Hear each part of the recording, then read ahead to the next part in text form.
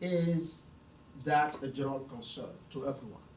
That the way we've seen different parties, and we still don't know exactly who, uh, but the way we've seen chemical weapons being used in this conflict has raised concerns. Is that something that we can all agree on before we even, later discuss the specifics of how to deal with it? Does any party here have reservations about us having concerns about the use of chemical weapons in the past, now, and in the future? Yes, Turkey. Yes, as you all well aware that there are different parties and even we can say that there different terrorist groups are active there and different parties, different rebels they're active, and the war is getting escalated day by day. And for Turkey, so you know better, that has shared border with Syria, so we're much concerned about the chemical weapons. Maybe they might be used by any rebels or terrorist groups once they get access to that. So this, in our foreign policy, towards or with regard to Syria is in our priority, and we strongly working with our allies and in the region and who are involved in Syria conflict or civil war. We're looking forward to clear a resolution, to find a resolution way for this, because it's threatening us. Thank you. Thank you. Anybody else who would like to say something about the concern that we have about chemical weapons being used in this conflict? Is there anybody who thinks this is not a major issue? Or do we all share the same concern here? The Russian Federation would like to remind people that we reject the notion that the Syrian government has used chemical weapons against its people. That's just a ludicrous idea. Remember that you cannot win a war against the people without their support. You cannot win a war to support your country without their support, and chemical weapons will just get rid of this. These chemical weapons which have been used were used entirely by rebels and terrorists funded by the outside. These chemical weapons, sarin in particular, very simple, 4 ingredients. Go over the ingredients here. I'm not going to go over the recipe. But entirely used by the rebels. This notion posed by the outside that they are very complicated to make is simply absurd. Thank you to the Russian delegation. I would like to emphasize here that it seems we all agree that the use of chemical weapons in this conflict is a fact and is not acceptable. Now, as to who is to blame, that's a different question. So I wrote down that we all share the concern that chemical weapons remains a threat. The use of chemical weapons remains a threat in the conflict. Now, the Russian delegation just mentioned that, or denied allegations that the Syrian government was the perpetrator. And I see a few delegations raising hands. I just wanted to second that statement, that the Assad government was not to blame in the chemical weapons attacks. It was, in fact, the rebels. And I believe that some of the delegations here have been using the excuse that, quote unquote, Assad has used chemical weapons in order to join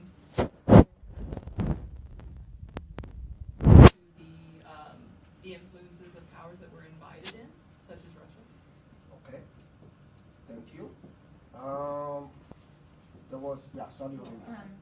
Saudi Arabia disagrees with Iran and Russia, and we fully support the U.S. strikes in 2014 and 16 against the use of chemical weapons, and also support France and the UK with also supporting those coalitions. Okay. The United States would like to again call for a UN investigation into who the person or people were who used chemical weapons to drive Syrian rebels out of their basements onto their roofs before the Assad regime dropped bombs out of helicopters and used artillery conventionally to strike the rooftops of those buildings. It is very concerning to us that we have not established a real, meaningful investigation into this. Okay. One second, let me hear from France and I'll come back. I just wanted to say that France would support this investigation. Okay. The Russia? The Russian Federation would like to, in theory, support such investigations, but remind the international community that you already removed the chance for this type of investigation because you blew up these sites. There is no investigation to hold now. Okay. Turkey? Yes, Turkey position is the same. We have been always supporting an investigation with regard to chemical weapons, and we want people to be fixed, and then they come as a refugee to Turkey in case of human rights violation and other aspects which has. So we're supporting an independent and very fair investigation in this regard. And we want those who are using this to be punished. Okay. So there seems to be a few calls for investigation here. Different allegations. Russia, Iran obviously blame the rebels. Others blame the Syrian government. And still others who prefer to see an investigation. I wrote this down and will address the specifics of investigation, sanctions in our next round after maybe half an hour from now. But I would like to move to the second point of the agenda. And as we move, what I would encourage all of the parties here to do is to start preparing the next talks by maybe coming up with specifics. Those who blame the rebels, if you have evidence, maybe this is a good time to start, bringing them up or sharing them with others. And those who blame the Syrian government for the use of chemical weapons should also do the same.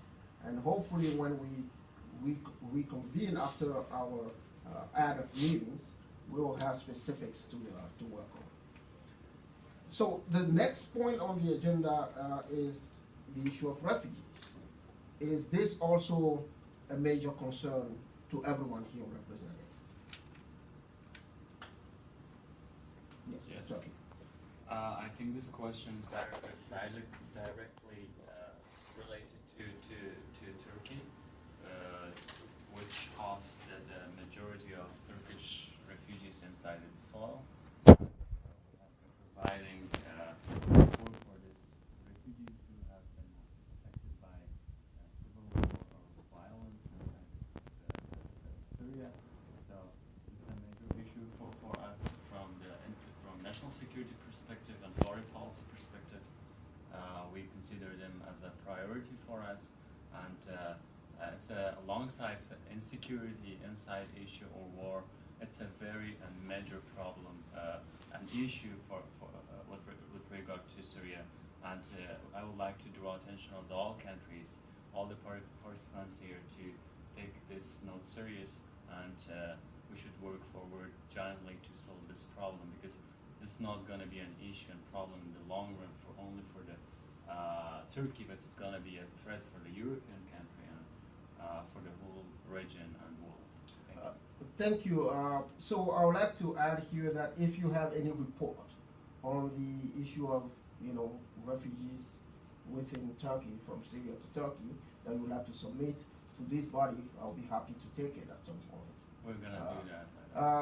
Are there other countries who are also affected by the issue of refugees in a similar way? To mirror all of those concerns. It's our biggest issue right now at this moment. Would you care to elaborate a little bit? How much is that an issue? What was that? I also have documents with statistics that I can submit. Okay. France? France at some point would like to move towards the discussion of financing for these refugees. Okay. and the United States just wants to emphasize the situation in northwest Syria in regards to Idlib province, with the potential for 800,000 refugees to sprawl into Turkey and Europe. This is a situation that we're closely monitoring as the Assad regime has mobilized forces surrounding the Idlib province, and we just do want to emphasize to all parties involved that an all-out strike on Idlib would be very detrimental to everybody's interest here at the table. Okay, thank you. Other parties, are there other parties who would like to speak to the issue of refugees? There seems to be a consensus that yes, this issue remains a concern.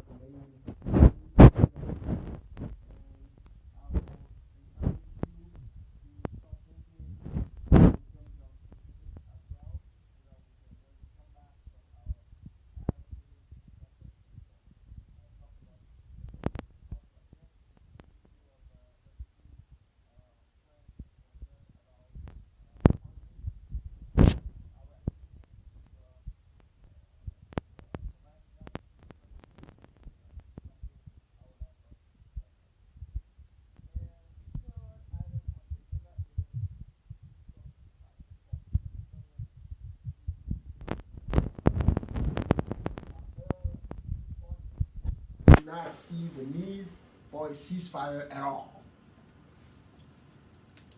Well, Russia. the Russian Federation would like to point out that we are happy to provide security for ceasefire and humanitarian assistance. All that is required is that the Western nations stop supporting and encouraging proxy armies. Okay, point taken. So what about the other parties? Yes, Iran. We definitely second that opinion. Iran believes that between Iran and Russia and the Syrian police forces, we can secure Syria and prevent catastrophic loss of life.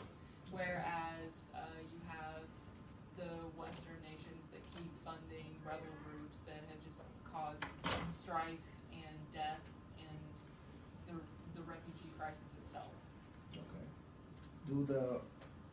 Yes, Turkey position is,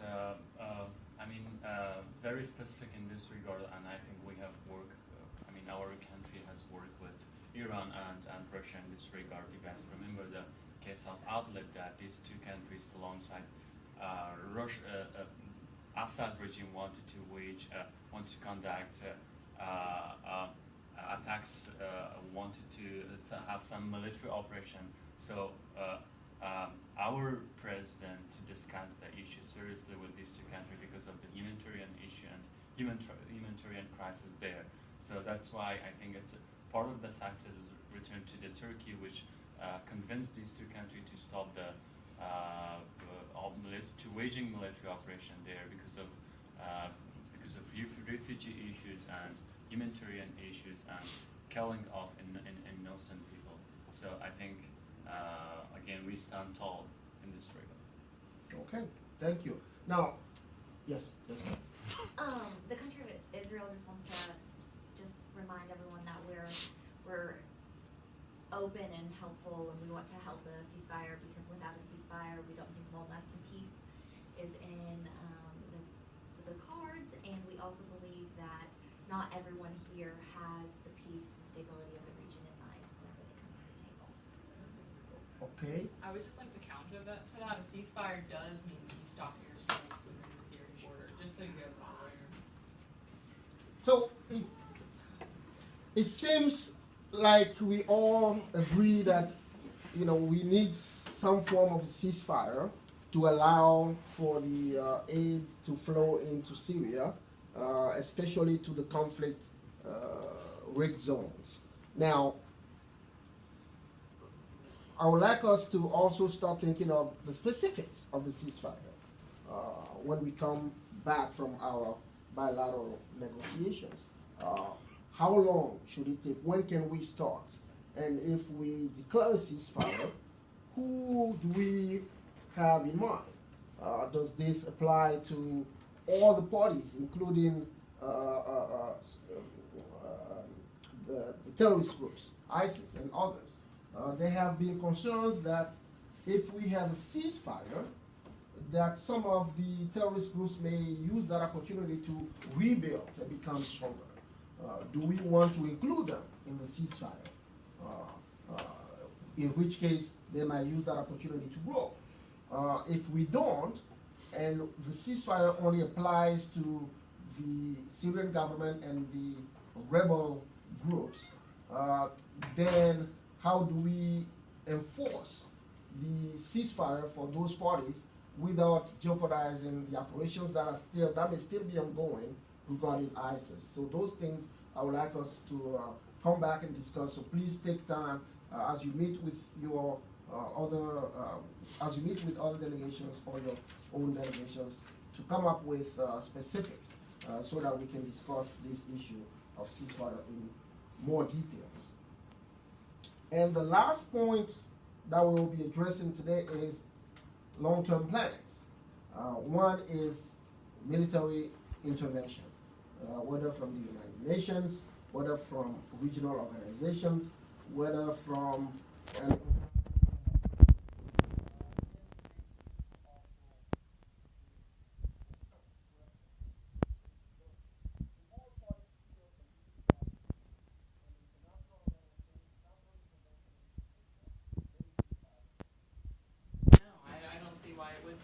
Syria is not even invited to these talks, so we're not going to respect their sovereignty or what the legitimate government decides.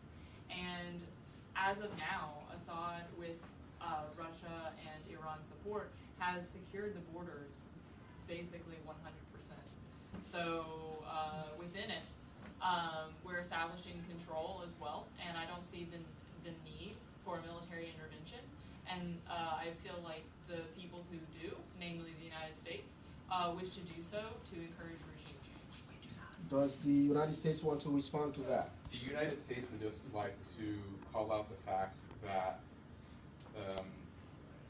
the Iranians, the Russians, and the Syrians do not control the border 100% of the Syrian country. The Kurdish-backed United States SDF forces control the whole entire eastern border of Syria, and especially the Israelis have the Golan Heights to the southeast, and the Turkish are controlling the north. So the idea that they're controlling the border and have 100% control of the security situation is an absolute farce and an insult to everybody here. Maybe you should ask the Syrian government that is supposed to be here, but they would have the numbers for you. Unfortunately, they're not in the eastern part of the country. Okay, Turkey. Turkey position in this regard is we're supporting UN peacekeeping operation, but we would like Turkey be part of this peacekeepers because we have already been involved with regard to security issues in Turkey, and we have our influence in north part of the Turkey outlet, especially if we task to have more peacekeeping troops in north part. So it will be, Turkey will definitely consider this. And with regard to political settlement, so Turkey position is to strongly support peace negotiation and fair election and revision of constitution in Iraq and Syria and very transparent regime change in Syria. So it seems like Turkey will be on board for both a military intervention and a long-term political solution as well. Iran is opposed to the idea of military intervention. Now, I will encourage all the parties to use the next opportunity that we have in 1 minute to actually approach each other, discuss possibilities of alignment here. And then we'll come back and see if our positions have evolved at all. And if we can come to specific agreements, not agreements, but specific points where we feel like we share, common views. That would be very, very helpful for the December 19th year. Thank you all again. And at this point, I would like to give you the opportunity to meet with with other delegations and discuss the issues That will take us about 20 minutes, 25. If it doesn't have to be, but as soon as we're done, we'll reconvene. Thank you.